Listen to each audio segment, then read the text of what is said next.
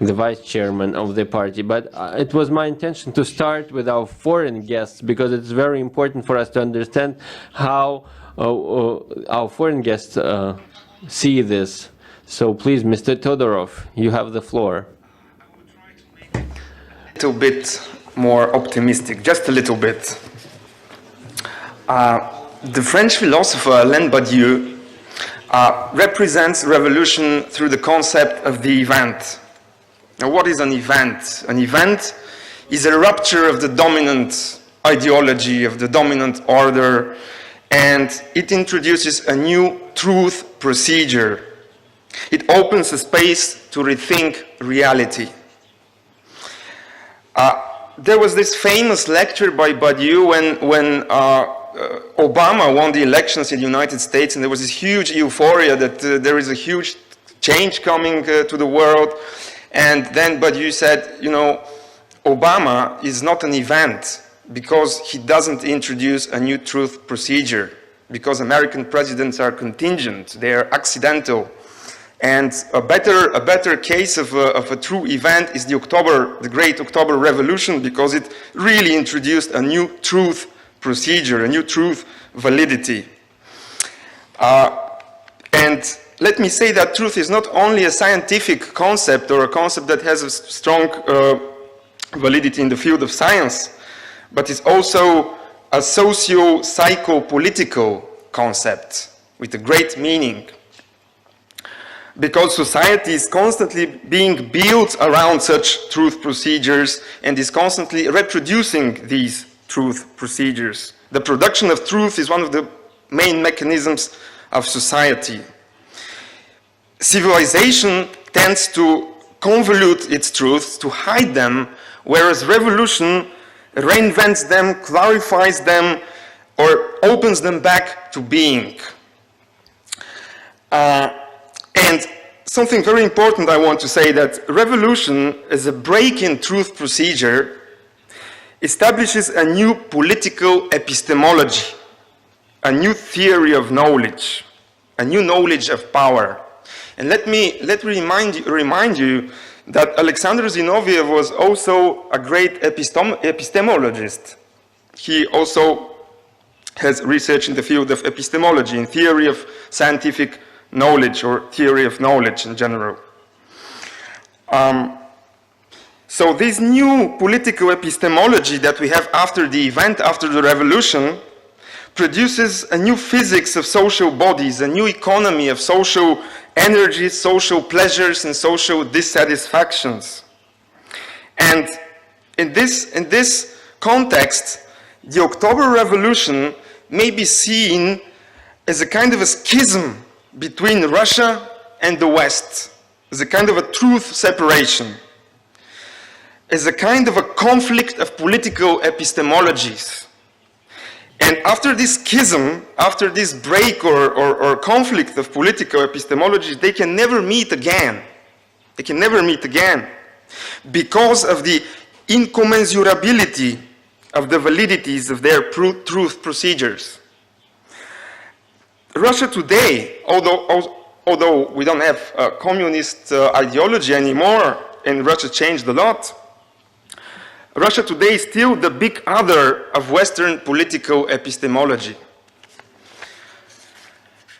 That is why it is being described in the West, it is being constantly described by categories of negative otherness, and is constantly being misconceived because of incommensurable and incompatible epistemologies.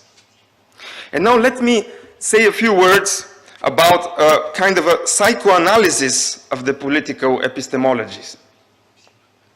In the West, and above all in the United States, the political epistemology is structured around two coherent discourses, or complexes if we should keep to the Freudian terminology. One is that of the Enlightenment, and the other is that of Luther and the Reformation. And now we have also 500 years of Luther and the Reformation. But both of them are coherent, as I said, and both of them coincide or overlap in the capitalistic society. or in capitalism. So we have a kind of a coherent and linear or unidirectional epistemology. A kind of epistemology that is so linear that it was even able to produce the concept of the end of history in the form of liberal democracy and globalized market economy, like Francis Fukuyama, for instance, was insisting.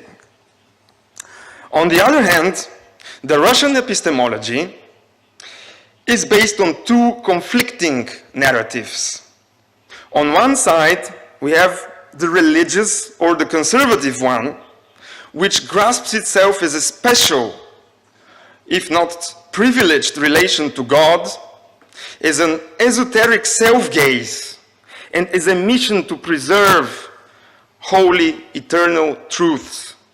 That is, if I may give the example of this image that Rilke, the famous German poet, gave, Russia that borders on God.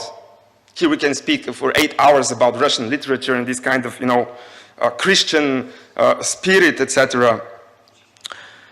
On the other side, there is the revolutionary narrative, which is decapitating holy truths. So we have the truth of the Father, the epistemology of the Father, and then we have also the epistemology of the patricide, epistemologia Otca и epistemologia отцеубийства. Russia between the epistemology of revelation and revolution. It is a non-linear epistemology. It is an epistemology of dialectics, of radical self-denials and ecstatic self-assertions. And I think even today we are witnessing this kind of dialectics working in Russian consciousness. But today, we live in the postmodern situation of eventlessness, where we experience the impossibility of the event.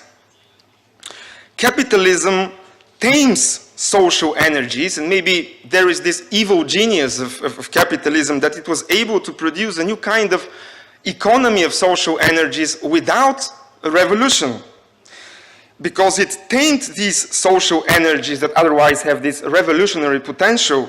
It tamed them or disciplined them into consumerism and spectacle.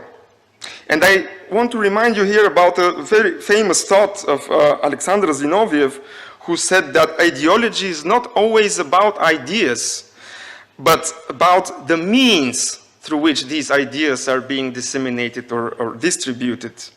And in this context, we can see that the Western or the capitalistic culture used as means all kind of cultural media, starting from cinema, going to magazines, media, and production itself, and thus it introduced a kind of a totalitarian epistemology, an epistemology that colonized all spheres of life and all spheres of thinking and experience.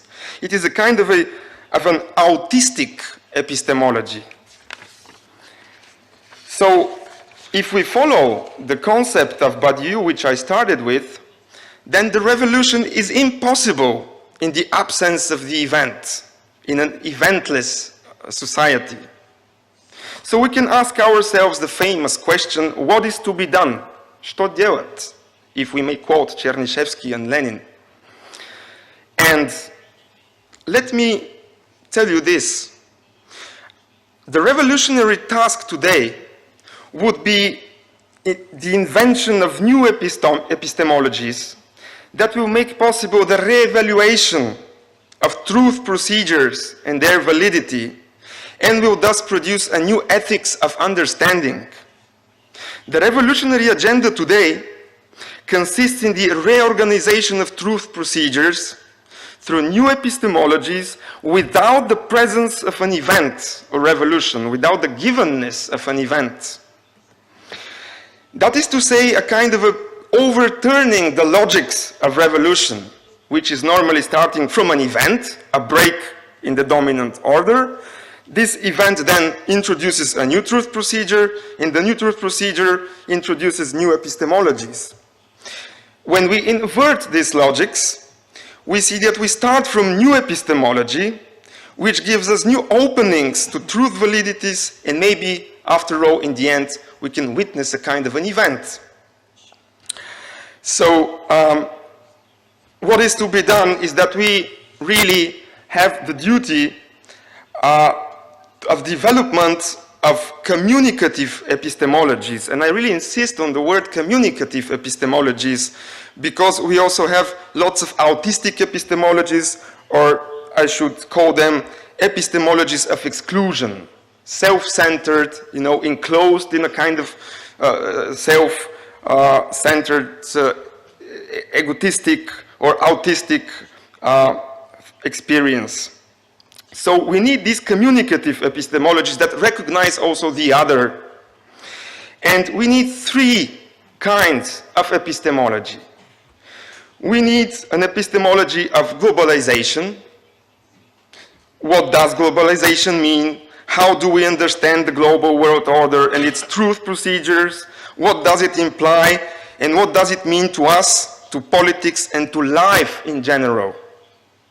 Then we need a communicative epistemology of self-perception. Who are we? What do we want? How do we live? How do we relate to others? And we need also a communicative epistemology of power. What is the purpose of power? How is it distributed? How does it relate to the economy of social energies? What kind of truth does it reproduce? How does it relate to social inequality and to social justice? And let me conclude saying that in the times when nothing is revolutionary anymore, that is what is to be done. Thank you for the attention. Thank you so much. I would like to ask a comment. I think that this was a very interesting presentation. You talked about truth, and maybe we will discuss what you said, because this is a very important notion. In Compson, there is absolute truth. And as described by faith, by religion, it's about a divine truth. And then there is scientific truth that, like a new religion, this secular religion, which is science, it's always relative. It can. And there is, of course, the criteria of truth. In the postmodern world, we say that there is no truth, that everything is subjective. Let's just relax and live without truth, without trying to find truth. We do not need to look for it. So it would be interesting to remember what Marx wrote about this, if we have these kind of truths. So what did Marx say? Of course, his message was distorted in the Soviet Union, and Marx, what he actually said, it was that the criteria of truth is cultural and historical practice. What we said, that practice is the criteria of truth. This is what was said in the Soviet Union. But Marx, he said a different thing. What he said, that when we all die, if we remember what Mr. Chiesa said in his optimistic message, and when nothing remains of us, somewhere in 100 or 1,000 years, someone will tell us whether we were right or wrong. It will be understood only in 100 years. This is what Marx meant. And it turns out that the humankind is unable to self-organize based on this criteria of truth. And this is a key issue for our Soviet communist project, because in 1,000 years someone will say whether we were right or wrong in conducting industrialization, in creating this new system of education, healthcare, and so on, and the repressions that accompanied all these processes, and what was the role of repressions in this respect, and what was the truth here, and this Marxist understanding of truth at the socium of social organization. So, Mr. Todorov, what do you think about this? I would like to hear the perspective of Mr. Todorov. Revolution is always a revolution of thought. It is always moving to a new category of truth. Do you hear me? Okay. This is a very important point that you're talking about, because as I mentioned in the beginning of what I said, truth is not only a scientific concept, it's like a society technique. You can't have a society without a certain concept of truth. And today, when we talk about post-truth, because this is a very hot topic today, the end of truth, the end of history of truth, it means also something for society. It means that we're entering a new age, and this is a little bit pessimistic now, but we're entering the age of post-society as well. A kind of a disintegration of this society process or process of humanistic civilization that we had until now. And as Mr. Chiesa said, that we're entering also a new media revolution. The reading man is gone, and now we have something else coming, a new kind of understanding, a new kind of, because the media we use is not only some kind of instrument or tool that we use to communicate, it is also organically, organically connected to the way we think, to the way we talk, to the way we write, to the way we live, and to the way we understand what society means.